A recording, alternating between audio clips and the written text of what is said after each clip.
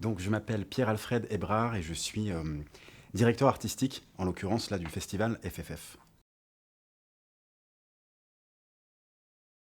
Alors, le festival est né en lien aussi avec un autre festival qu'on a créé il y a 4 ans qui s'appelle Court-Circuit 66. Et l'association Court-Circuit 66 s'est créée en parallèle. Et ensuite, avec certaines rencontres, dont le référent culture Bertrand Julien a serré, on a eu l'idée de créer ce festival ensemble.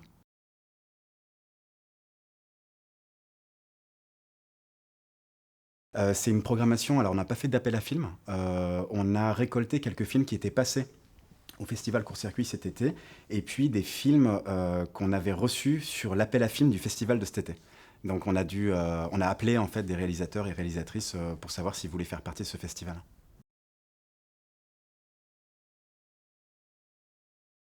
Alors la frontière, pour moi c'était très important parce que ça exprime une infinité de choses. Et le cinéma exprime aussi une infinité de choses. Donc pour moi en tant que programmateur, c'était un moyen de jouer avec le cinéma et jouer avec la frontière. Donc le fait que ça soit un festival qui soit destiné aux lycéens, c'était une manière aussi de me permettre une analyse du cinéma à travers la frontière.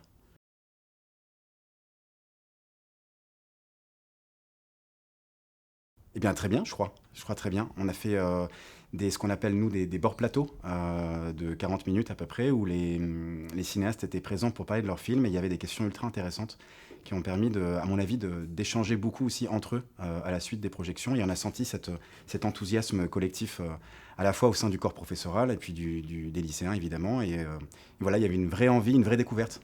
Et ça a permis tout ça. Tous ces échanges ont permis d'autres échanges.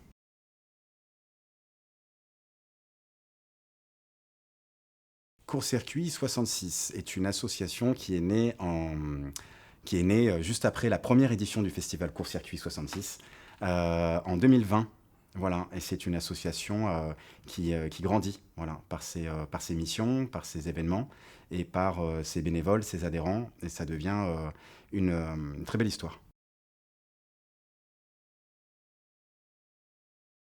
Oui, il est extrêmement positif pour ma part et pour la part, je crois, de tous ceux qui y ont participé, j'ai l'impression.